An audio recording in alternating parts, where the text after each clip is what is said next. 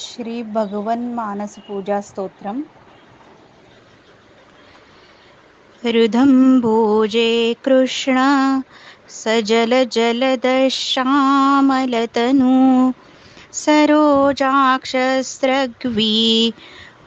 मुकुटकटकाद्याभरणवान् शरद्राकानाथ प्रतिमवदन श्रीमुरलिकां वहन्ते योगोऽपि गणपरिवृतः कुङ्कुमचित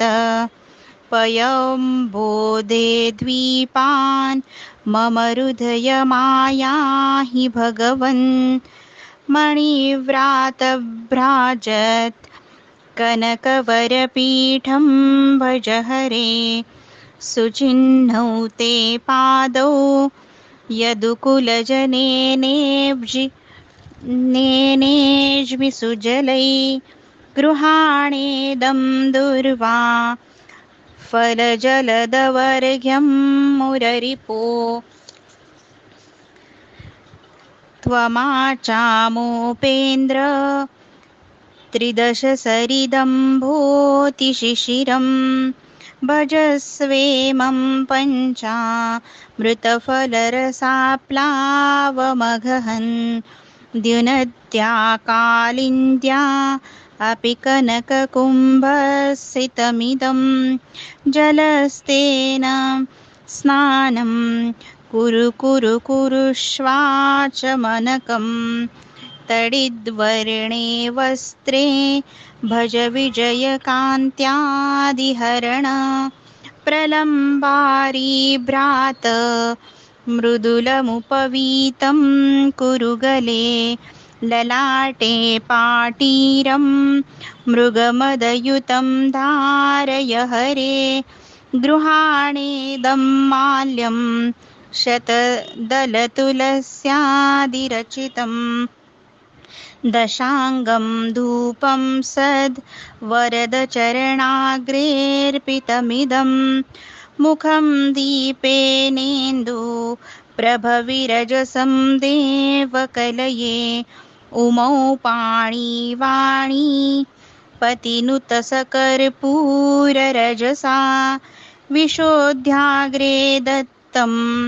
सलिलमिदमाचामनृहरे सदा तृप्तान्न षड् रसवदखिलव्यञ्जनयुतं सुवर्णामत्रे गो घृतचषकयुक्ते स्थितमिदं यशोदासूनो तत् परमदययाशानसखिभिः प्रसादं वाञ्छाद्भिः सह तदनुनीरं पिब विभो सचूर्णं ताम्बूलं मुखशुचिकरं भक्षय हरे फलं स्वादुप्रीत्या परिमलवदास्वादय चिरं सपर्याप्तै कनकमणिजातं स्थितमिदं प्रदीपैरारार्तिं जलधितनयाश्लिष्टरचये विजातीयै पुष्पै रतिसुरभिभिर्बिल्वतुलसी युतैश्चेमं पुष्पान् मजितते मूर्ध्नि निदधे तव प्रादक्षिण्य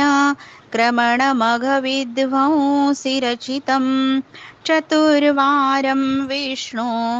जनिपथगतिश्चान्त्यविदुषा नमस्कारोष्टाङ्ग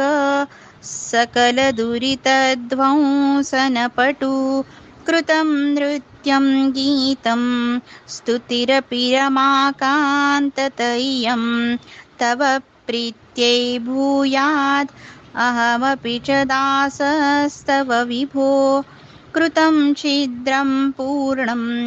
कुरु कुरु नमस्तेऽस्तु भगवन् सदा सेव्य कृष्ण सजलघननीलकरतले